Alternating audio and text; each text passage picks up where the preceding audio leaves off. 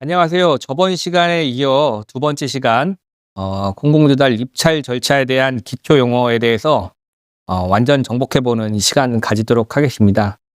첫 번째 시간에는 제가 말씀을 드린 것과 같이 이해만 하시면 된다고 했잖아요. 지금부터는 이제 기초 용어들 조달 관련해 가지고 어떤 용어들이 있는지 세부적으로 한번 보면서 숙지하는 시간 가져보도록 하겠습니다. 조달 용어가 조금 생소하고 어려우실 수도 있습니다. 그래서 반복적으로 좀 들어보셔야 하고, 또 중요한 것은 그 연관성 있게 이렇게 생각을 해보는 게 또 중요하거든요. 그런 것들을 하나하나 이렇게 한번 잘 머릿속에 그려가면서 수업 들으시면 아마 큰 도움 되실 거라고 생각합니다. 한번 들어가시죠. 두 번째 시간. 네. 입찰이라는 게 일단 뭔지 이게 그 용어에 대해서 이제 알아야 되잖아요. 입찰의 절차라든 이런 것들 큰 틀에서 먼저 제가 설명을 드리겠습니다. 일단 이 공공조달 입찰, 공공조달이 있고 민간조달이 있다고 했잖아요. 민간. 네.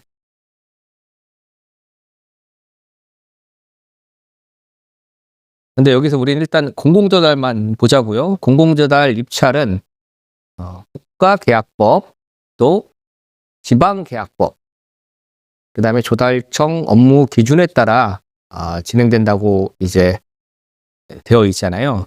그래서 통 입찰이라는 게 어떤 법령에 의해서 이게 진행이 되는구나. 법을 어기면 어떻게 될까요? 법을 어기게 되면 처벌을 받겠죠. 그래서 입찰을 할 때는 일정한 기준과 법적 절차를 통해서 진행된다는 것만 여러분들이 이해를 하시고 넘어가시면 될 것 같아요. 여기 1번부터 있는데 일단 이해만 한번 해보겠습니다. 입찰이 어떻게 진행이 되는지. 일단 내가 뭘 할 것인지 계획을 수립해야 되잖아요. 예를 들면 내가 사무용품 1,000만 원어치를 사겠다. 그럼 사무용품 1,000만 원에 대한 어떤 예산이 있을 거 아니에요. 거기에 대해서 어떻게 몇 대를 할 수 있는지, 내가 1,000만 원을 가지고 있는 그 한도 내에서 컴퓨터를 몇 대를 구매할 수가 있지? 또는 내가 예를 들면 주차장 포장 공사를 한다.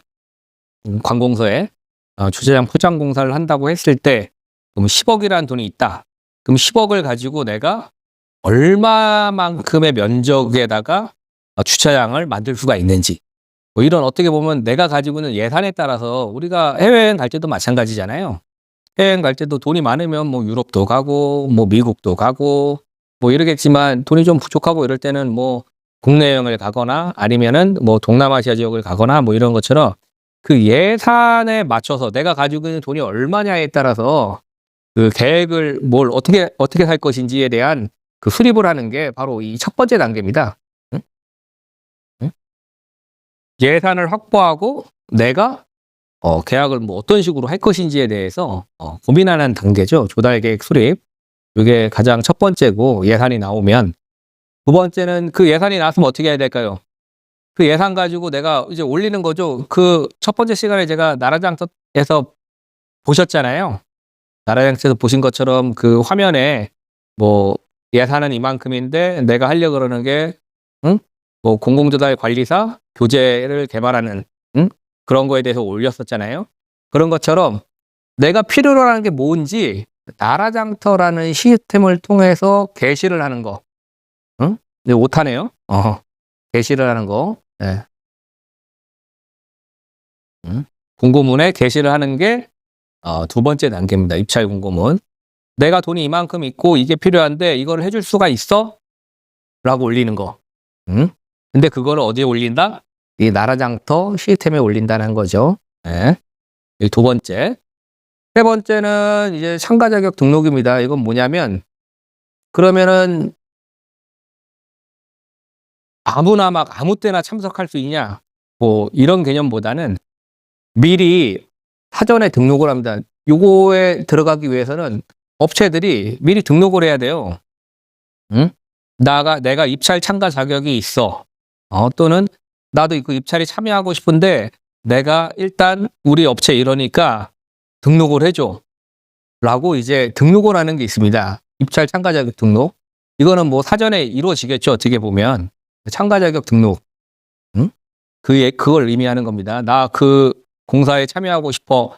그 공사에 참여하고 싶으면 뭐가 있어야 될까요? 뭐 건설 면허증이 있든지 아니면 뭐 건설 장비가 있든지 아니면 기술 인력이 있든지 뭐 여러 가지 것들을 갖춰야 되잖아요.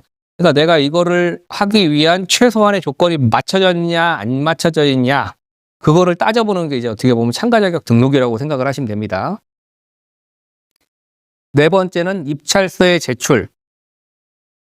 이건 뭐겠어요? 응? 입찰 공고문이 올라왔으니까 입찰 공고문에 맞춰서 내가 입찰서를 내는 거냐, 입찰. 응? 뭔가 들어간다. 들어간다니 현찰이라고 생각하시면 될 것 같아요. 뭐 내가 입찰. 네가 1,000만 원 올랐는데 나 990만 원에 해줄게. 나 990만 원에 해줄 수 있어. 또는 950만 원에 해줄 수 있어. 뭐 이런 식으로 해서 내가 가지고 있는 그 뭐라 그래야 되지? 그 범위. 내가 가지고 있는 역량에는 요만큼인데 요만큼 한도 내에서 이만큼 해줄 수 있어라고 입찰서를 제출하는 겁니다. 우리 회사 어떤 회사야? 응? 이런. 그거를 언제? 기한 내에 제출합니다. 기한이 아까 전에 정해져 있었잖아요. 저번 시간에도 보시면 뭐 2026년 뭐 1월 20일까지 뭐 내세요. 또는 2026년 1월 20일 공구시까지 내세요. 뭐 이런 식으로 세부적으로 좀 적혀 있습니다. 그 기간 내에 제출하는 것을 입찰서 제출이라고 합니다. 입찰 공고가 올라왔으니까는 사전에 참가를 등록한 업체가 당연히 서류를 내야겠죠. 네. 그러면 요 단계까지 4번 단계까지 넘어가고 나서는 그럼 어떻게 해요? 내가 그 공고문을 올린 요 계획을 수립한 거기 업체에서 개찰을 합니다. 엽니다. 입찰 들어온 게 몇 명이 되는지 뭐가 되는지 개찰 10개짜리를 쓰는 거잖아요. 10개짜리를 쓰기 때문에 몇 명이나 이 입찰을 냈는지 그거에 대해서 확인이 가능해지겠죠. 거기에서 이제 투찰 금액이라는 건 뭐냐? 본질 투자의 돈.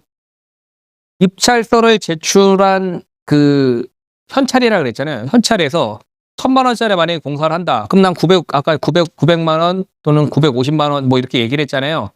거기에 맞춰진 투찰 금액이 바로 그 금액입니다. 입찰서를 낸 기업이 또는 업체가 우리 이 돈으로 해줄 수가 있어 라고 해주는 그 금액을 의미하는 거예요. 어렵죠? 말이 어렵나요? 한마디로 예를 들면 공고문이 올라왔잖아요. 사주세요. 사주세요. 또는 해주세요.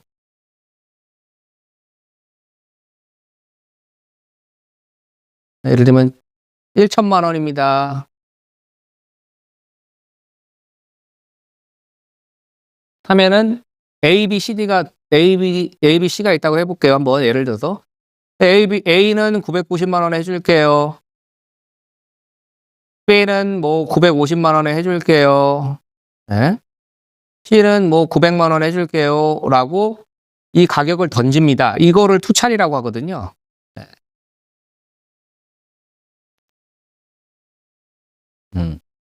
이해되시나요? 이제 쉽게? 그러면은 요 업체에서 1,000만 원을 올린 업체가 제일 싼 거를 하면 좋을까요? 그거는 나중에 뭐 뒤에서 더 세부적으로 얘기하겠지만 입찰을 올리면 무조건 싼 가격을 던진 사람이 입찰이 되는 건 아니에요. 왜냐면은 너무 싼 가격에 하면 이제 어떻게 보면은 이 업체가 마진율이 낮아지기 때문에 조금 안 좋은 뭐 저렴한 자재를 쓰거나 아니면은 조금 안 좋은 뭐 원가가 조금 떨어지는 뭐 그런 걸 쓸 수 있기 때문에 최소 의 이익을 뭐 예를 들면은 통상 뭐 B나 B 업체 제일 비싼 업체도 안 되고 통상 중간 업체가 많이 되긴 하는데 요 B 업체 적당한 수준의 이윤을 보장해 주면서 재진 공사도 제대로 해줘라 라는 의미로 최저가 낙찰제도 물론 있긴 하지만 실질적으로는 대부분 뭐 이런 식으로 많이 낙찰이 되는 편입니다. 이런 식으로 이제 이루어진다 대략적으로. 그게 바로 투찰 금액이 바로 이거다 라고만 이해하시면 되고 또 더 깊게 들어가면 좀 어려우니까 그냥 오늘은 쉽게만 투찰 금액은 이 입찰을 보려고 하는 업체에서 던지는 돈이다 라고만 이해하시면 될 것 같아요. 네. 그리고 나면 낙찰자가 결정된다 그랬잖아요. 아까 전에. 네? A, B, C 중에서 누구를 낙찰할 것인가? 응? 그러면 이제 통상 막 B 업체가 낙찰됐다. 그럼 이게 이 낙찰이 바로 결정됐다는 겁니다. 결정. 응? 근데 계약 방식별로 틀리다 그랬잖아요. 뭐 최저가 낙찰, 뭐 총액 입찰, 뭐 종류가 되게 많거든요. 근데 그 계약 방식별로 그 심사 방식이 조금씩 차이가 있습니다. 근데 낙찰자라는 거는 그 계약 방식에 맞춰서 가장 적합한 업체를 선정했다는 걸 의미합니다. 선정. 선정되면 뭐 하겠어요? 당연히. 선정되고 나면 계약을 하겠죠. 그래서 선정되고 나서 계약서를 작성한다. 7번째 단계 계약을 체결하고 그다음에 계약이 되고 나면 어떻게 되겠어요? 계약을 하고 나서는 이제 공사도 진행하기도 하고 또는 물품이 이제 납품이 되기도 하고 그럴 거잖아요.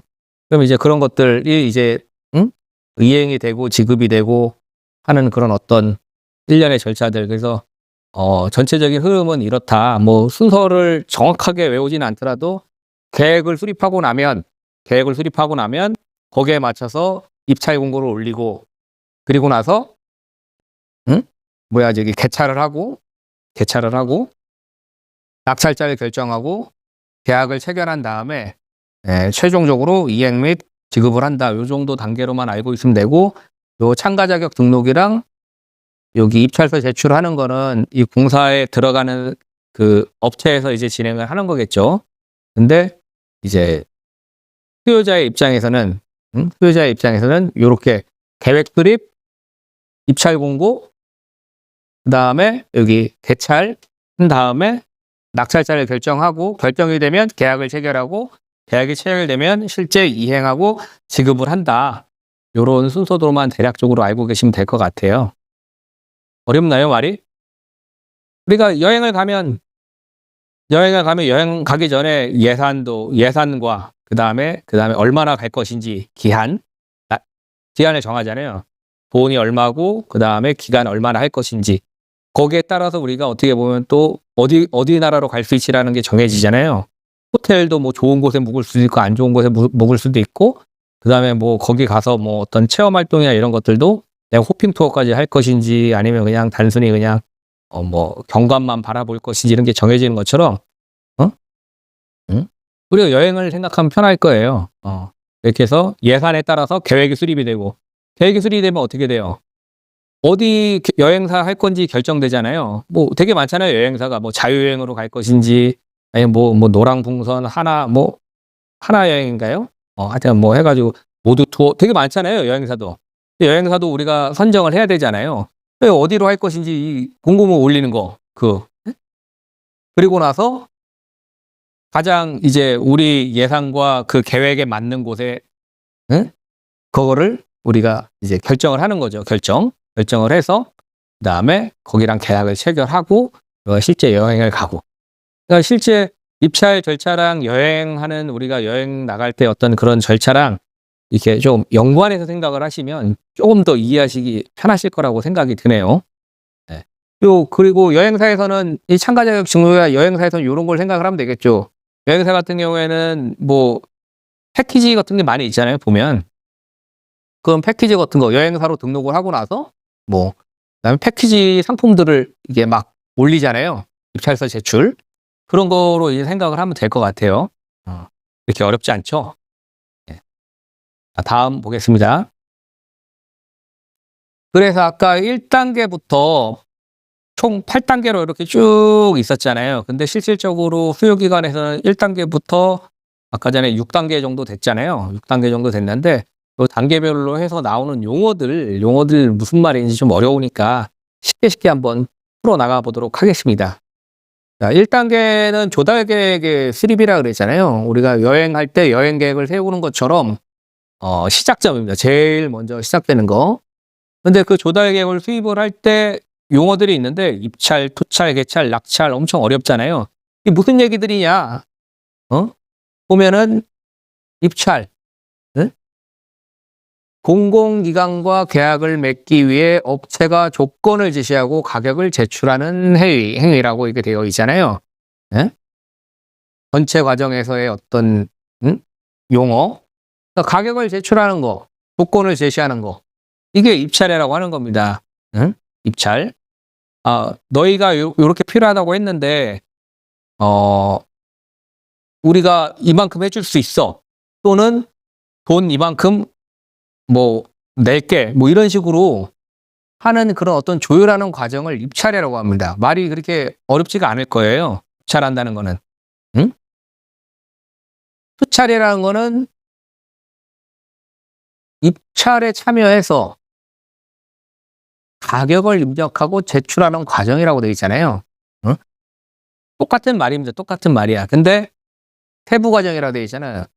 입찰은 전체적인 조달을 관련된 전체적인 큰 과정을 다 입찰형이라고 보는 거예요, 그냥. 네? 입찰형이 전체적으로. 왜냐하면 거기 조달의 기본이니까. 투찰은 거기서 좀 더 세분하게 들어가가지고 그냥 가격만 던지는 거, 그 부분만 얘기하는 거죠, 가격에 대한 것만. 네. 그러니까 입찰이나 투찰이나 어차피 같은 용어입니다. 같은 용어. 요 밑에 시험 핵심 포인트 여기 있죠. 동일한 용어입니다. 헷갈리시면 안 되고 입찰이나 투찰이나 똑같다. 응? 모두 동일한 용어다. 응? 근데 굳이 따지면 아까 여기 전체냐 세부냐 뭐 이건데 예. 두 개는 비슷하다. 예. 다음은 개찰입니다. 개찰.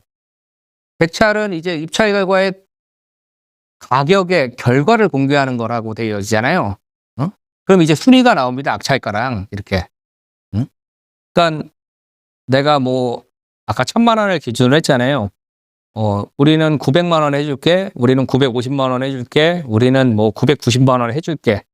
이런 것처럼 그런 가격이 이제 나오는 겁니다. 되게 눈치 싸움이 크겠죠. 왜냐하면은 내가 너무 가격을 낮춰서 하면 뭐 선정되기도 어렵지만 중요한 것은 가격을 또 너무 낮춰 부르면 그 업체의 수익성이 좀 떨어질 거 아니에요. 너무 낮춰 부르면 안 될 거 아니에요. 적당하게 낮춰 불러야 되는데 우리 경매도 그렇잖아요.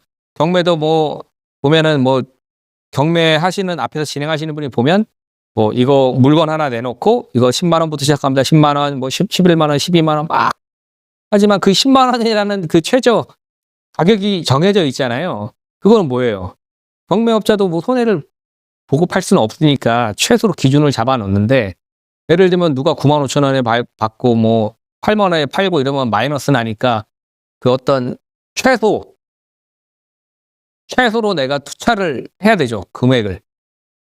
최소로 그러니까 어떻게 내가 이제 피해를 좀 적게 보게끔 해서 돈을 이제 내가 이만큼 돈을 주고 그 공사를 하거나 물품을 내가 공급할 수가 있다라는 거를 해줘야 되기 때문에 이 개찰 같은 경우에는 쉽게 얘기하면 이 가격을 공개한다 하는 거다라고 생각을 하시면 되고 업체에서는 그 가격을 각각 자신들의 어떤 상황에 맞게 제시를 한다. 근데 여기서 알고 계셔야 되는 건 그냥 쉽게 내가 돈 얼마를 썼는지 보여주는 거구나라고 생각하시면 될 것 같거든요. 결과를 공개하는 절차니까. 네. 네, 쉽게 그렇게. 그럼 거기서 돈이 공개가 되면 거기서 선정이 되는 거를 낙찰이라고 합니다. 낙찰. 딱 땅바닥에 탁. 네, 낙찰. 그래 결정했어. 계약을 체결할 자격을 얻는 것. 말이 어렵죠. 말이 어려운데 그렇게 어렵지 않습니다. 개는 연다. 개방한다. 낙은 딱 결정된다. 땅바닥을 딱 친다. 오케이. 너야. 너로 결정했어. 응찰. 응찰은 입찰에 참가하는 걸 응찰이라고 합니다. 근데 아까 이거 비슷하죠? 입찰, 투찰, 응찰 비슷한데 여기 보시면 말이 어렵죠? 응찰.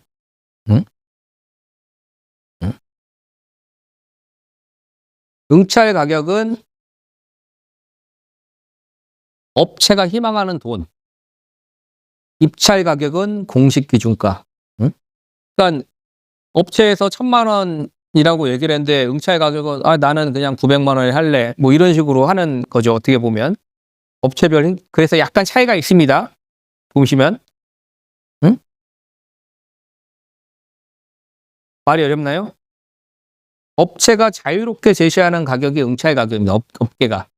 업계가 그냥 나 이만큼 나도 이만큼 돈이 없어서 이만큼만 나는 너희들 주고 그 낙찰 받고 싶어라고 하는 거죠. 이것도 그냥 용어만 그냥 이해하시면 돼요. 각각의 절차에 따라서 이런 입찰하는 그런 어떤 방식들이 조금 차이가 있는데 제가 전반적인 거로 이렇게 설명을 하려고 하다 보니까 좀 어렵게 들릴 수가 있는데 그냥 쉽게 생각하시면 응찰은 업체가 희망하는 가격이구나. 응찰. 내가 응하고 싶어. 내 마음이야. 내 마음이야. 응? 내 마음대로 하는 거. 응? 그 업체에서 입찰에 상관없고 쉽게 그렇게 이해를 하시면 될 것 같지만 유찰은 이제 입찰에 참여한 업체가 없거나 한 곳만 참여해서 계약이 성립되지 않는 경우에는 유찰이랍니다. 유찰. 흘러갔다. 흐를 유자 흘러갔어. 유찰. 아무도 지금 아까 말씀드렸다시피 조달을 하는 목적은 서로 업체끼리 경쟁을 해서 공정한 경쟁을 해서 적당한 가격 형성이 되고 그다음에 좀 양질의 어떤 서비스를 제공받고 공공성 있고 투명하게 하기 위해서 이제 하는 건데 이제 한 개 업체가 되면은 그게 안 되잖아요. 또는 딱 보니까 너무 어렵거나 단가가 좀 맞지 않아. 이래서 안 될 수도 있잖아요. 그럴 때 이제 낙찰을 안 하고 낙찰과 반대 용어죠. 유찰을 시킵니다. 유찰. 다음 기회에 다시 올리겠다. 무응찰, 단독응찰 했을 때 유찰이 되는 겁니다. 유찰. 어렵나요? 낙찰과 반대 의견은 유찰이다. 여기 낙찰과 유찰은 서로 상반되는 내용이겠죠. 상반되는 내용. 그리고 입찰과 투찰은 같은 용어다. 비슷한 용어다. 그리고 대찰은 공개를 하는 거다. 공개를 하는 거다. 응찰은 내 마음대로 할 거야. 응찰. 업체가 자유롭게 제시하는 희망 가격.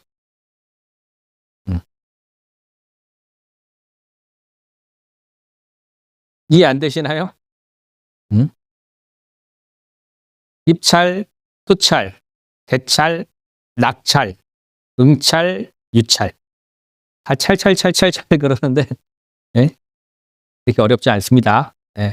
그냥 이해만 하고 일단 넘어가세요. 그래서 통상 우리가 입찰하는 그 절차의 시작점 관련해서는 입찰을 하고 나서 그 다음에 내가 가격을 던지고 그 다음에 개찰을 하고 나면 그 다음에 낙찰이 되고 나면 유찰이 되거나 이렇게 아니면은 낙찰 상태에서 계약이 이루어지거나 어떤 이렇게 순서대로 이렇게 가니까 한번 이해하시면 좋겠죠. 자, 그럼 입찰이 가장 큰 틀에서 가장 중요하다고 말씀을 드렸잖아요. 그럼 입찰의 종류는 뭐가 있을까? 되게 어렵죠. 말이 어렵습니다. 말이 어려워요. 말이 어려운데 한번 하나하나 살펴보시죠. 입찰은 이제 총액이다, 내역이다, 단가다. 네? 여기까지 일단은 이렇게 돼 있잖아요. 네? 여기 보시면은 이 모든 거 있잖아요. 총액 입찰이라고 했잖아요. 정부 입찰 대부분이. 여러분들 공공조달 관리사 자격증을 따면 대부분 총액 입찰로 되어 있으면 총 공사 금액이 나와요. 그냥 공사를 할 때 총 공사 금액. 예를 들면 10억짜리 공사를 한다. 어떤 건물을 짓거나 아니면 체육관을 짓거나 아니면 어떤 도로 국도를 넓히거나 이런 공사를 하잖아요.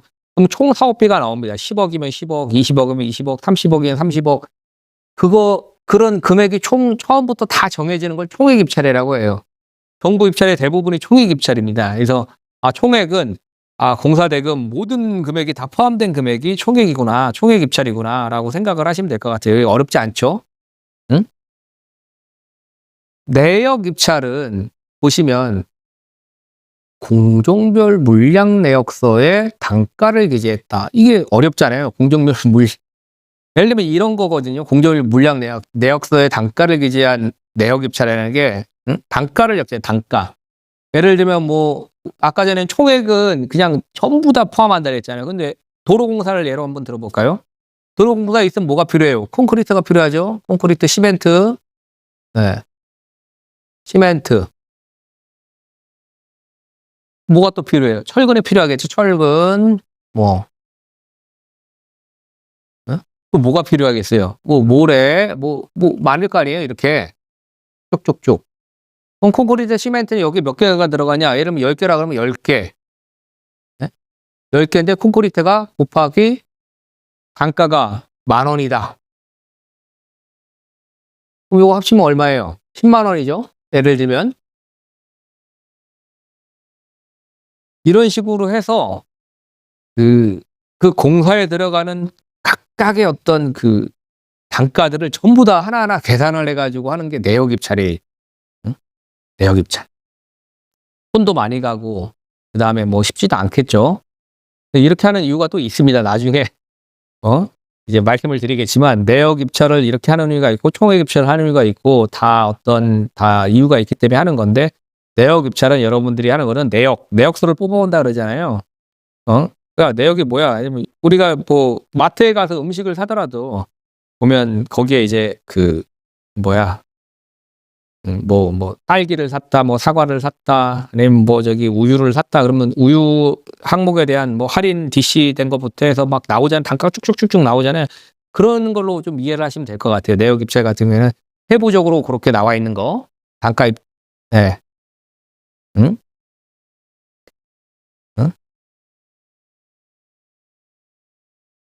단가 입찰 같은 경우에는 개별 품목 단가를 기준으로 하는 어떻게 보면 입찰하는 방식으로 되어 있잖아요. 입찰자가 단가를 기한. 예?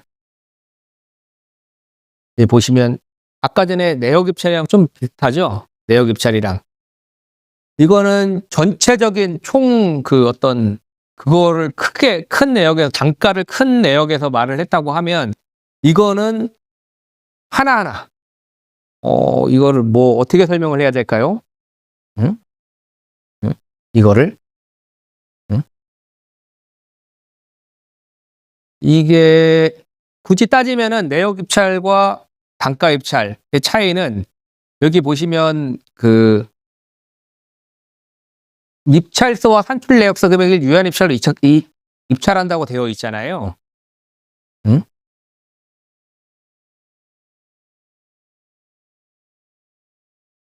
그리고 100억 원 이상의 대형사에 들어간다. 내역 입찰 같은 경우에. 응? 그게 단가 계약은 일정 기간 동안 차이 이해가 되나요? 단가 계약은 요금제라고 되어 있잖아요. 요금제 형식. 굳이 핸드폰 요금으로 따지면 요금제로 되어 있잖아요. 이게 그거예요. 좀 기간이 조금 짧고 그다음에 그 계약을 하는 그 금액이 좀 작고 이럴 때 단가 계약을 통상 많이 하고요. 그다음에 내역 입찰 같은 경우에는 금액이 이제 큰 거, 정확하게 대략적으로 어느 정도가 드는지에 대한 그게 나와줘야 되니까 단가가 좀 큰 거에 대해서는 내역 입찰을 이 각 그 공사별로 따져가지고 계산하는 거를 이제 의미합니다. 그러니까 말이 좀 어려운데 어,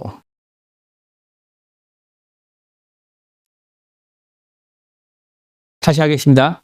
다시.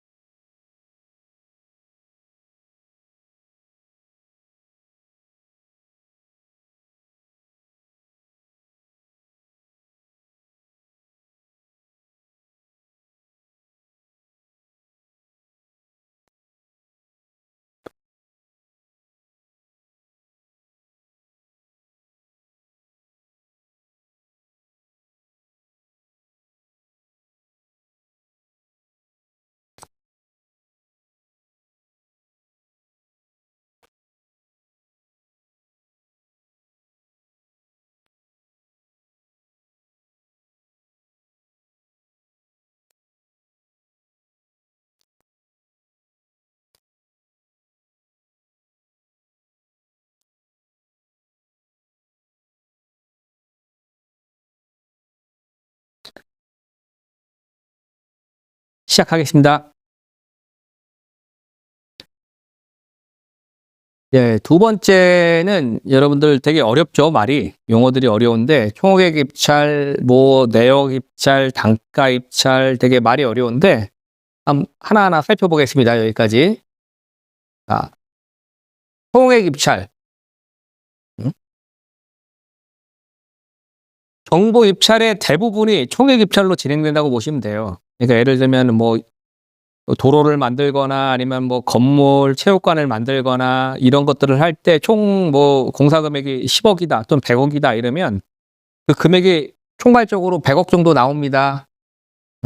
해가지고 그런 게 어떻게 되면은 공개가 되고 이 돈에 이거를 다 해줄 수 있냐라고 올라오는 어떤 입찰이거든요. 그러니까 총액 같은 경우에는 보면은 처음부터 공사 총 비용이다. 그냥 공사 총 비용이다라고 이해하시면 될 것 같습니다. 공사 총 금액이 총액 입찰이다. 내역 입찰은 발주처에서 제공한 물량 내역서의 단가를 기재한 산출 내역서와 함께 제출해야 된다. 내역 입찰은 뭔 차이일까요? 말이 어렵죠. 총액은 그냥 총 금액이 나오는 거라 그랬잖아요. 총 금액이 그냥. 근데 내역 입찰은 좀 자세하게 보는 거잖아요. 요 차이입니다. 총액 입찰의 특징은 100억 미만일 때, 100억 원 이상일 때 대형 공사. 대형 공사일 때 조금 더 돈이 이제 새는 걸 막기 위해서 돈이 많이 나가니까 좀 더 꼼꼼하게 보겠다는 게 이제 내역 입찰이고, 총액 입찰은 100억 미만의 공사일 때 하는 건데 특징이 절차가 좀 간소하고 입찰 참여에 용이하다는 장점이 있습니다. 이거 좀 외워두면 좋겠죠. 이런 거는 절차가 간소하고 입찰 참여에 용이하고 추정 가격이 100억 미만 공사고, 그 다음에 정부 입찰의 대부분이 총액 입찰로 이루어진다는 거, 이런 특징 같은 거는 좀 알아주면 좋겠죠. 총액 입찰에. 내역 입찰 같은 경우에는 좀 세부적으로 본다고 했잖아요. 단가나 뭐 이런 것들도 좀 세부적으로 들어가고, 내역도 뭐 어떤 공사를 어떻게 할 것인지에 대해서도 일일이 다 따져보는 거니까 굉장히 좀 어떻게 보면 좀 더 까다롭게 보는 거잖아요. 그래서 까다롭게 본다? 왜? 돈이 비싸니까. 우리도 그렇잖아요. 뭐 물건 같은 거 살 때 떡볶이나 이런 거 먹을 때는 좀 저렴하니까 내가 쉽게 사 먹을 수 있지만 뭐 패밀리 레스토랑에 이런 데 가서 예를 들면 뭐 스테이크를 먹는다 이러면 비싸서 고민하게 되잖아요. 어디로 갈까도 고민하고, 돈 이거 뭘 시킬까도 고민하고, 고깃집에 가서도 마찬가지로 한우 먹을지 삼겹살 먹을지 결정하는 것처럼 내가 조금 더 이제 세부적으로 보겠다. 돈이 비싸니까 좀 알아보겠다라고 하는 게 내역 입찰입니다. 그래서 내역 입찰의 특징에 대해서도 알아두면 되게 좋겠죠. 100억 원 이상의 이제 뭐 대형 공사에 들어간다. 그리고 요 입찰, 내가 예를 들면은 100억 원 이상의 공사를 150억에 하기로 했으면 150억에 하겠다고 입찰서를 냈으면 내가 계산한 세부 내역도 150이어야지 된다. 이게 틀리면 안 된다. 두 개가 같아야 된다는 거예요. 입찰서랑 산출계약서 금액이 맞아야 된다는 거예요. 나는 입찰할 때 150억에 해줄 수 있다고 해놓고 산출계약서 금액에는 180억 적혀 있으면 안 된다는 얘기죠. 두 개가 이제 같아야 된다. 라는 것 여러분들 조금 기억을 하면 될 것 같고요. 이게 제일 중요하죠. 어떻게 보면. 그리고 보면은 뭐 이 공정별 물량 내역서에 단가를 기재한 산출 내역서 함께 제출해야 된다. 함께 제출하지 않으면 무효다. 라고 요거 함께 제출해야 된다. 단가 계약은 개별 품목 단가를 기준으로 한다니까 이거는 되게 가격이 조금 저렴하거나 좀 상대적으로 좀 낮은 거일 때 이제 이렇게 하는 거죠. 단가 입찰 같은 경우에는. 그래서 뭐 A4 용지 뭐 100박스다. A4 용지 50박스다. 이렇게 해가지고 이 입찰하는 사람이 단가를 기재하고 총 가격은 발주처가 알아서 이제 수량에 따라서 계산이 된다. 근데 통상 단가 입찰 같은 경우에도 많이 하긴 하는데 여러분들 여기서 기억해야 될 거는 총액 입찰과 내역 입찰의 차이점만 조금 이제 이해를 하시면 될 것 같습니다. 그렇게 어렵지 않죠. 여기 보시면 여기 총액 입찰 방식별 뭐 제출 과정을 이해해야 된다고 되어 있잖아요. 요 총액 입찰과 내역 입찰 요 차이만 조금 이해하시면 되고, 아까 제가 중요하다고 했던 거 있잖아요. 중요하다고 했던 것들 그런 것들만 이해하시면 될 것 같습니다. 총액은 전체를 다, 내역은 돈이 비싸니까 조금 더 세부적으로 좀 따져보겠다라고 정도만 이해를 하시면 될 것 같습니다. 응?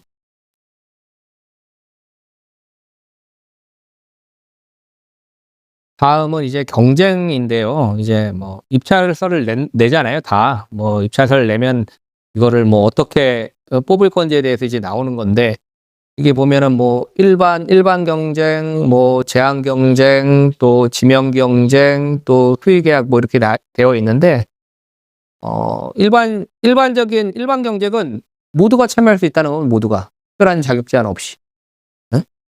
가장 기본적으로 많이 하고, 일반적으로 이제 뭐 물건 올리면 너도 나도 내가 자격 여건을 가지고 있으면 누구나 다 입찰에 참가할 수 있는, 모두가 다 경쟁을 하는 거죠.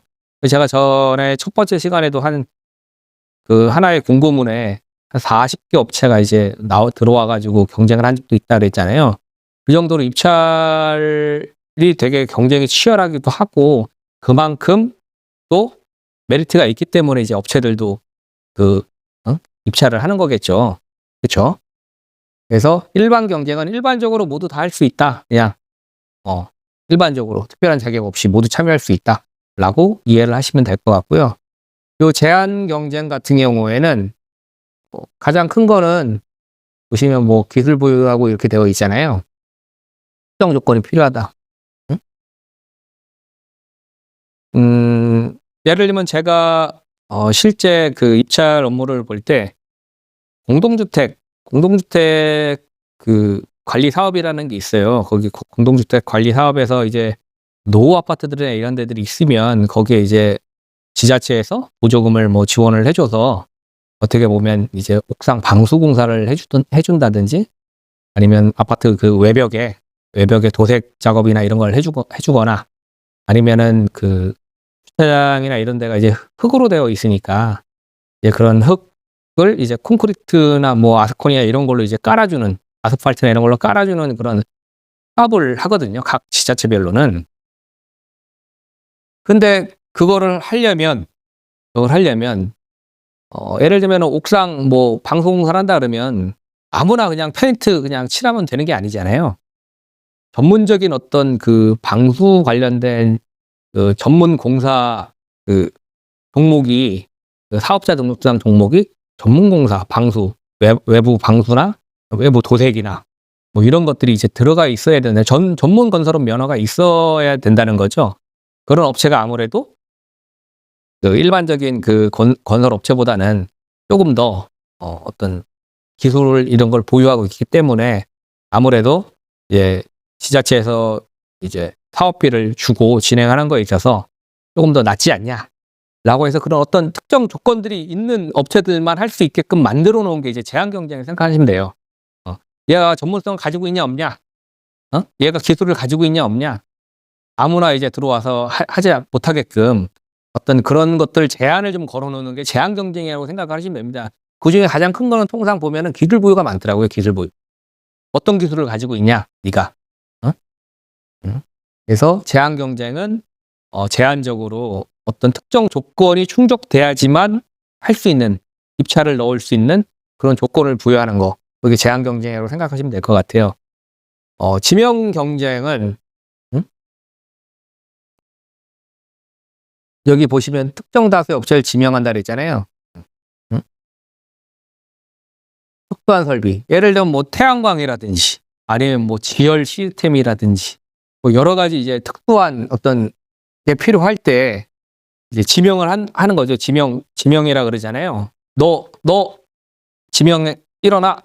또는 너 이거 입찰 넣어 해가지고 어떤 특정 다수의 업체를 지명해서 입찰을 진행하는 방식을 지명 경쟁이라고 하는 겁니다. 특수한 설비라고 되어 있잖아요. 뭐 예를 들면 뭐 원자로가 될 수도 있고요, 진짜. 아니면 아까도 말씀드렸지만 뭐 태양광도 있을 수 있고, 뭐 수력 발전소, 뭐 양수 발전소, 이런 것들은 그 아무나 할 수는 없잖아요. 그래서 어떤 특수한 어떤 설비가 필요한 경우나 어떤 성질이나 규모 이런 것들이 조금 완전히 일반적으로 하기에는 조금 좀 어려울 때 이제 지명해서 한다라고 해서 지명 경쟁이라고 이해를 하시면 될 것 같아요.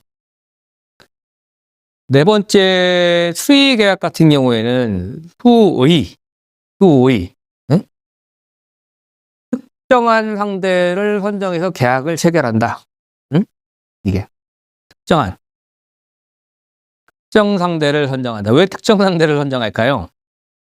수의 계약. 쉽게 설명드리면 일단 나중에 이것도 설명드리겠지만 우리가 그 입찰 참가 자격을 하거나 아니면 뭘 할 때 뭐 예를 들면 그 여성 기업이라든지 아니면 뭐 장애인 사업장이라든지 응? 아니면 뭐 금액이 뭐 2천만 원 미만이어서 뭐 보조금을 받지만 금액이 크지 않아서 뭐 그냥 좀 더 빠르고 용이하게 어떤 사업비나 이런 것들을 마무리하기 위해서 그냥 빠르게 이제 내가 아는 업체에 그냥 하는 거죠. 어떻게 보면 단가도 낮고 그다음에 빨리 뭐 진행을 해야 되는 부분도 있고 그다음에 뭐 시간이 촉박하거나 아니면 여러 가지 뭐 이유가 있을 수가 있어요. 뭐 유찰이 됐거나 뭐 여기 보시면 뭐 유찰 시에도 돼 있잖아요. 뭐 2회 이상 유찰이 되거나 뭐 3회 이상 유찰이 되거나 했는데 예를 들면 그거예요. 최근에도 뭐 쉽게 설명드리면 뭐 악취 저감 시설이다. 악취 저감 시설이 뭐냐면 이제 소 키우잖아요. 축산 농가. 축산 농가들이 이제 소를 키우거나 이럴 때 주변에 어떻게 보면 냄새도 나고 그다음에 뭐 또 비점 오염원이 나올 수도 있고 이제 그러니까 그런 것들에 대해서 이제 국가에서 보조금 사업을 이제 진행을 해준단 말이에요.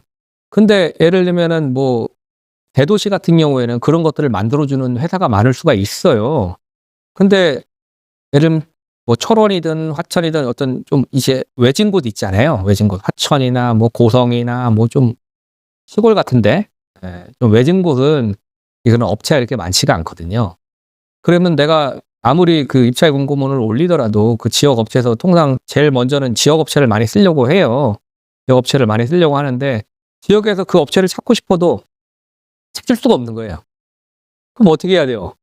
그 공사는 해야 되고 지역 업체들은 없고 그러다 보니까 우리 지역 외에 다른 이제 지역에서 이런 어떤 사업을 이제 수행할 수 있는 업체들을 우리가 이제 찾게 되잖아요. 찾게 됐을 때 그때 이제 수의 계약을 하는 거죠. 내가 입찰 공고문을 계속 올려도 입찰을 하는 업체가 아무도 없고 시간은 급하고 사업비는 써야 되고 뭐 했을 때 그와 유사한 업체를 이제 관외 지역에서 이제 찾는 거죠. 우리 지역 밖에서도. 그렇게 해가지고 이제 계약을 맺을 때도 하는 게 이제 수의 계약이라고 보시면 됩니다. 그리고 뭐 장애인 사업장 아까도 말씀드렸지만 뭐 좀 혜택을 주는 거죠. 어떻게 보면 조금 그 업체 조금이라도 여성 기업이나 뭐 이런 업체 좀 아니면 벤처기업이라든지 이제 막 시작하는 그런 업체들 또는 인증을 받은 업체들 예를 들면 뭐 KC 인증이나 뭐 ISO 인증이나 뭐 인증도 되게 많거든요. 말이 어렵죠. 어려운데 그런 하여튼 인증 내가 뭔가 객관적으로 증명할 만한 뭐가 확실한 게 있는 업체들에 대해서는 조금의 어떤 혜택을 주고 있는 게 바로 수의계약이라고 보시면 됩니다. 그러니까 수의계약 같은 경우에는 어떤 입찰의 어떤 아까 입찰 6단계라고 말씀드렸잖아요. 뭐 계획 세우고 입찰 공고문 올리고 그런 게 잘 안 되더라도 이제 할 수 있는 것 다이렉트로 직접적으로 가서 다이렉트로 할 수 있는 게 수의계약이라고 쉽게 생각하시면 될 것 같아요. 이게 조달이 되게 최대한 쉽게 설명을 해드리려고 이제 말씀을 드리는데 이게 쉽지만 또 쉽지도 않은 게 이제 조달이거든요. 그러다 보니까는 제가 말이 조금 막 여기 갔다가 저기 갔다가 막 이렇게 들리실 수도 있지만 그냥 결론적으로는 일반 경쟁은 일반적으로 모두 참여할 수 있다. 제한 경쟁은 특정 조건이 필요할 때 적용한다. 뭐 태양광, 원자로, 뭐 지열, 뭐 수력발전소 뭐 이런 것들이 있잖아요. 특별한 어떤 기술을 보유하고 있거나 때 제한적으로 한다. 지명 경쟁은 지명한다. 지명한다고요. 업체를 지명한다. 응? 지명해서 한다. 라고 하면 되고 수의계약은 특정 상대를 선정한다. 네? 근데 이 모든 것들은 어쨌거나 가장 중요한 거는 이 밑에 세 가지다. 예? 이거 이렇게 하는 이유 뭐냐? 응? 요거 포인트, 요거 세 가지 또 알고 계셔야 되고요. 아까 얘기했던 요런 거에 대한 이해도 필요하지만 요 밑에 응? 입찰 경쟁의 주요 장점은 무엇인지에 대해서도 여러분들이 좀 알고 계시면 좋을 것 같습니다. 말을 최대한 쉽게 설명한다고 했는데, 예, 하여튼 뭐 방식은 요런 방식들이 있다는 거 좀 알고 계셨으면 좋겠습니다. 자, 다음은 이제 보시면 뭐 공사다, 용역이다, 물품이다 막 어렵잖아요, 말이. 그래서 요게 대해서 뭐 뭔지 한번 보겠습니다. 보시면 이제 공사, 용역, 물품. 물품은 말 그대로 그냥 뭐 물품부터 설명드리면 쉬우니까 물품은 그냥 물건이에요, 물건. 물건을 얘기하는 거예요, 제품. 물품은. 이게 어려운 거 없죠? 네. 뭐 제품.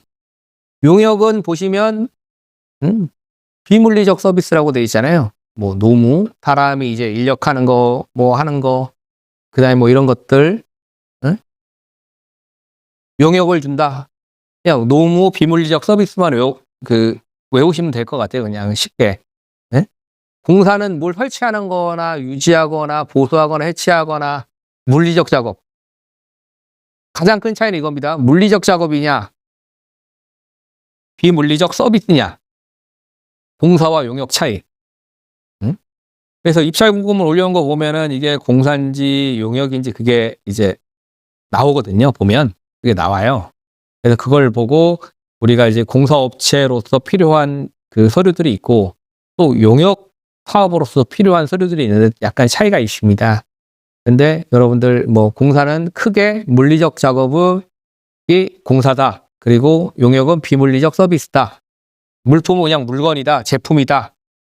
이 정도만 조금 이제 이해를 하시면 될 것 같고, 그리고 이 공사 같은 경우에는 보시면 실질적으로 물리적으로 뭔가 해체를 하고 뭐 망가뜨리고 새로 세우고 해야 되니까 이런 기술이나 자본력 이런 시설 이런 게 중요하다고 이제 생각을 하시면 되고, 용역 같은 경우에는 인력이나 경력, 왜냐면 사람이 하는 거니까 쓸 용자에 뭐예요? 힘력자를 쓰잖아요. 힘을 좀 쓰는 거잖아요. 인력이나 경력, 기술력 이런 실적이 이런 게 중요된다는 거. 물품은 뭐 그 제품이 얼마나 좋은 제품인지 이런 것들을 조금 따질 거 아니에요. 물건 하대로 뭐 메이드 인 코리아인지 메이드 인 차이나인지 메이드 인 재팬이지 뭐 이런 거 많이 따지시잖아요. 그런 것처럼 물품은 이제 뭐 이런 것들이 조금 중요하다라고 이제 간단하게 이해를 하시면 될 것 같습니다. 뭐 크게 이해만 하시면 될 것 같아요. 뭐 이거 크게 뭐 어려운 뭐 말들은 아니고 대략적으로 대부분 많이 들어보셨던 건데 실질적으로 말로 지금 어렵게 풀려고 하다 보니까 뭐 이렇게 길게 되어 있지만 좀 더 그냥 아까 얘기했듯이 뭐 이 정도 수준만 이해하셔도 될 것 같습니다.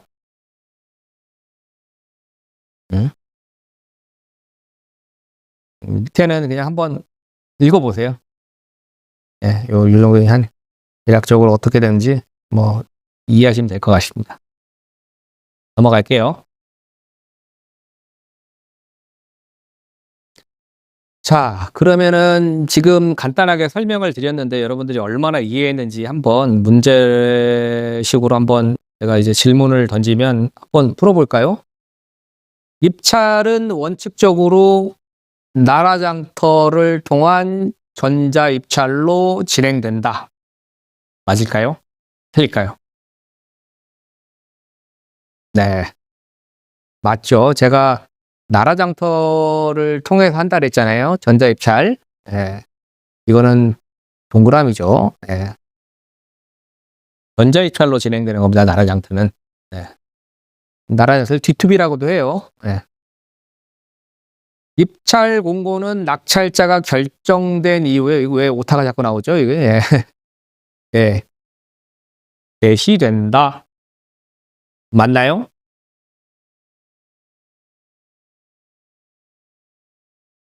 맞나요? 틀리나요? 아니죠? X죠.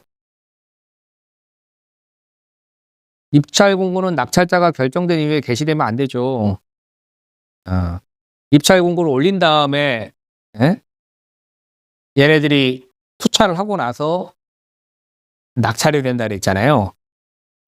입찰 공고는 낙찰이 결정된 이후에 게시가 되면 안 됩니다. 요거는 틀린 말이죠. 낙찰자가 결정되기 전에 게시가 돼야겠죠. 입찰 공고에는 반드시 낙찰자 결정 방법이 포함되어야 한다. 맞나요? 이거 제 설명 잘 들으신 분은 쉽게 풀 수 있을 것 같은데 포함되어야 합니다.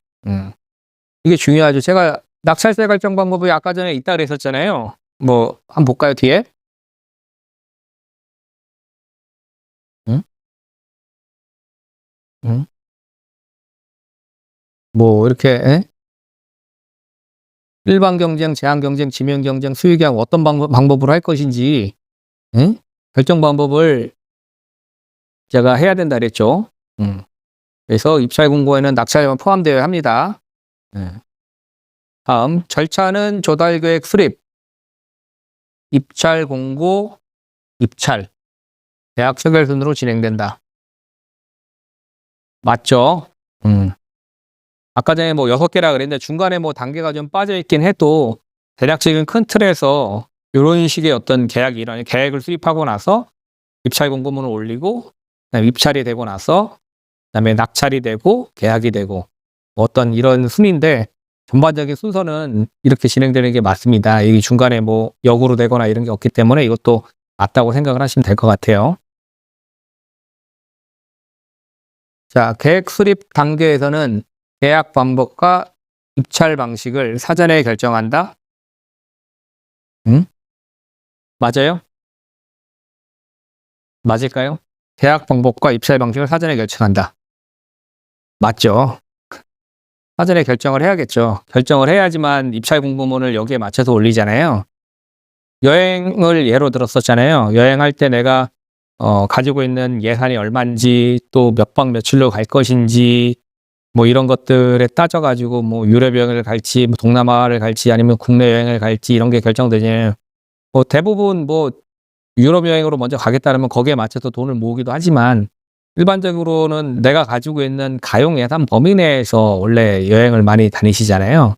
그리고 가용 예산 범위 내에서 또 여행지에 가서 또 내가 돈을 쓰기도 하고 그 오바돼서 쓰는 경우는 물론 있긴 하지만 거의 없잖아요. 그래서 계획 수립 단계에서는 이런 모든 것들이 다 어떻게 보면 준비가 되어야 합니다. 준비가 되어야만 이제 입찰 공고문 올렸을 때 입찰을 하려고 그 문서를 열었던 그런 업체에서도 혼란이 오지 않을 수가 있거든요. 그래서 그런 것들이 미리 사전에 결정된다고 보시면 되겠습니다. 자, 다음은 뭐 이제 뭐 좀 헷갈리는 것들 위주로만 제가 조금 이렇게 해봤어요. 이것도 마찬가지로 그냥 어려울 수도 있는데 그냥 이해만 하시면 될 것 같습니다. 여기 보시면 뭐 개찰이 되면 유효하다?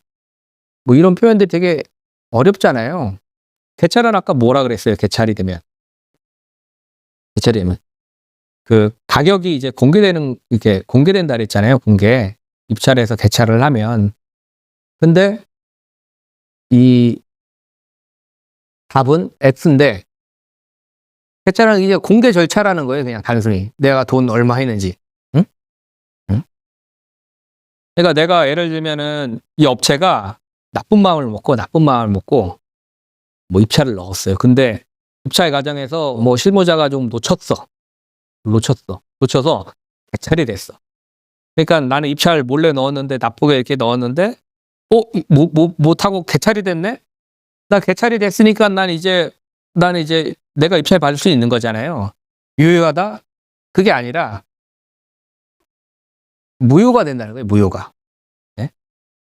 내가 몰래 어떻게 통과됐다 하더라도 나중에 검증 과정이나 뭐 이런 후에 걸리게 되면 이렇게 우리가 예를 뭐 공항에서 들어왔는데 누군가가 마약을 몰래 들고 들어와서 통과했는데 누가 신고해가지고 경찰에 잡혔어요. 그럼 공항에서 통과했다 해서 뭐 나 일단 죄 없어 공항에서 나 검사했는데 아무 이상 없었는데 이렇게 안 하잖아요. 그 사람 죄가 있는 거잖아요.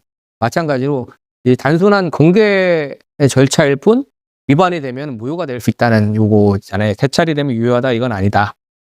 이 쉽게 이해하면 될 것 같습니다. 응? 두 번째는 이제 뭐 예정 가격이 초과하는 입찰이 무효다. 응? 이 보시면 예를 들면 내가 1,000만 원, 응? 1,000만 원을 이제 뭐 입찰 뭐 넣었어요. 근데 실제 가격은 900만 원이야. 근데 이거 무효 사유냐? 이 헷갈리잖아요, 되게. 그럼 무효 아니에요? 무효는 아니라 낙찰할 때 배제를 할 수 있다는 거예요. 네가 900만 원을 내든 1,000만 원을 내든 뭐 800만 원을 내든 상관없어. 근데 근데 너는 낙찰은 안 돼. 그러니까 널 뽑진 않을 거야. 라고 생각을 하시면 돼요. 그래서 예정 가격을 초과해서 올리든 너무 낮게 해서 올리든 그러면은 본인의 경쟁력이 떨어지는 거죠. 어떻게 보면. 거기에 근사해서 하거나 아니면 조금 이익을 어느 정도 받으면서 하거나. 그래서 입찰이 어렵다는 게 바로 그런 거예요. 눈치 싸움을 해야 되거든요. 눈치 싸움을. 응? 상대방은 얼마를 냈는지, 나는 얼마를 낼 것인지, 그다음에 그 공사 금액에 대비해서 내가 얼마를 내야 우리 회사의 이익인지, 그거를 어떻게 보면 내가 진짜 잘 알 수만 있으면 쉽게 낙찰도 받고 또 뭐 입찰도 하고 그러겠지만 그게 알 수가 없잖아요. 우리가 주식시장도 쉽게 그러잖아요. 누가 그러잖아요.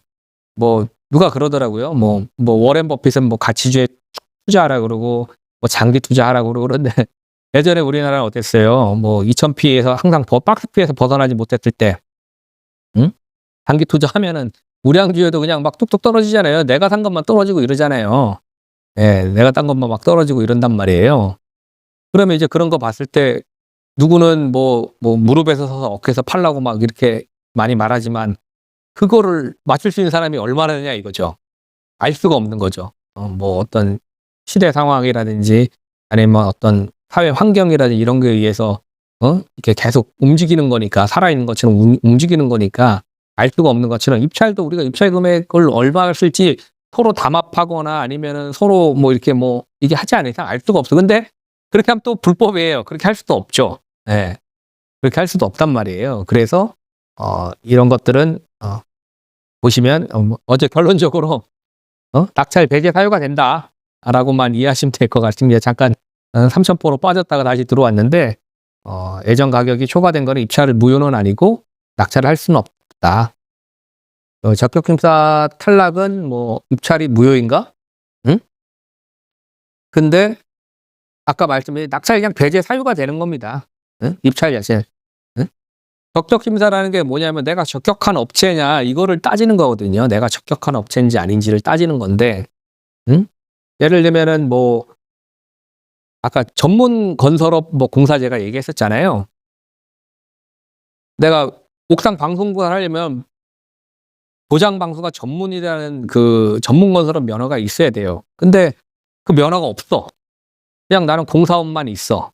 근데 입찰은 볼 수 있어요. 근데 입찰을 볼 수가 있는데 거기서 내가 전문이 아니다 보니까 탈락을 했잖아요. 근데 입찰은 늘 수가 있죠. 근데 어떻게 보면 심사 과정에서 탈락을 하는 거니까 입찰이 무효는 아니죠. 입찰은 하지만 따져보니까는 뭐 적격 자격 요건을 갖추고 있지 않다라고 해서 나오는 거니까 이거는 그냥 낙찰서 결정 단계에서의 어떤 탈락 이거랑 비슷한 말이죠. 낙찰 배제 사유다. 응? 라고 생각을 하면 될 것 같습니다. 그래서 말이 되게 이제 어떻게 보면 꼬아서 나올 수도 있다는 거죠. 이렇게 정확하게 이해를 하지 않으면. 응? 그리고 뭐 마지막 입찰 참가 자격 미비는 취소냐? 응? 입찰 참가 자격 미비는 입찰 취소 사유라고 되어 있는데 이거는 취소가 아니라 무효 사유가 된다는 거예요. 무효. 취소와 구분된다. 무효와 취소 어렵죠. 네? 무효, 취소. 네? 입찰 무효는 아예 입찰 자체가 안 된다는 거예요. 왜냐하면은 입찰 참가 자격 같은 경우에는 사전에 등록을 해야 된다 그랬잖아요. 근데 그 서류가 맞지가 않으면 입찰 참가 자격 등록을 할 수가 없어요. 뭐 이렇게 간단하긴 하지만 내가 만약에 참가 자격을 가지고 있는 업체인지 아닌지에 대한 거는 나중에 이제 여러분들 뭐 나라장터 시스템 배우실 때도 배우시게 되겠지만, 입찰 참가 자격 같은 경우에는 내가 등록을 해서 뭐 자격 여건을 갖추지 않으면 등록 자체가 안 됩니다. 응? 그래서 이 보면은 입찰 무효라는 거는 아예 할 수조차 없다는 거예요, 아예. 예? 취소랑 구분이 된다는 거죠. 무효랑 취소랑. 예. 취소는 뭐라도 됐다가 이제 다시 이렇게 되는 건데, 내가 그랬잖아요. 예약을 했다가 예약 취소하겠습니다. 예약을 했잖아요. 근데 이건 아예 예약조차도 할 수 없다는 걸 의미하는 거니까, 예, 그렇게 이해를 하시면 될 것 같습니다. 지금 뭐 대략적으로 이게 문제는 아니고 그냥 입찰 관련돼 가지고 지금 용어 설명하면서 이런 것들에 대해서도 좀 있다라는 걸 좀 알려드리고 싶어서 이렇게 했는데, 용어가 지금은 귀에 속속 들어오지 않고 좀 어려우실 수 있어요. 어려우실 수 있는데, 그런 것들 조금 2번, 3번 좀 들어보시면서 조금 내 걸로 좀 만드는 게 좀 필요하거든요. 예. 그런 활동들을 조금 하시는 게 필요하고, 또 노력도 어느 정도 필요합니다. 공공조달 뭐 원래 하시던 일들이 아니니까 말도 어렵잖아요, 공공조달하면. 예? 근데 쉽게 생각하시면 돼요. 그냥 공공기관에서 물건 사고 파는 거 그냥 공공조달이라고 생각하시면 돼요. 근데 그걸 어디서 하냐? 그 인터넷에서 한다. 뭐 쿠팡이라든지 요즘 많이 논란이 되고 있지만, 뭐 쿠팡이나 뭐 쓰기나 뭐 아니면 뭐 여러 가지 뭐 인터파크나 되게 많잖아요. 여기 어떤 플랫폼들이. 그런 것들을 국가가 통제하는 어떤 시스템 안에서, 그거는 민간에서 이제 하는 거잖아요. 뭐 쇼핑몰이나 이런 것들은. 근데 국가가 통제하는 어떤 범위 안에서 어떤 물건을 사고 팔고 뭐 용역을 뭐 사고 팔고 하는 그런 어떤 모든 것들을 그냥 공공조달이라고 생각하시면 될 것 같아요. 네. 근데 국가에서 운영을 하다 보니까 일정한 규칙이 필요한 거고, 그 규칙 안에서 하는 것이 공공조달이다, 조달이다라고 이해를 하시면 될 것 같습니다. 일단 요 2번째 시간 여러분들 여기 2번째 시간 요렇게 마무리하고요. 지금 용어가 조금 어려우실 수도 있는데 그렇게 이해하시고 다음 시간 또 3번째 시간 가지도록 하겠습니다. 경청해 주셔서 감사드리고요.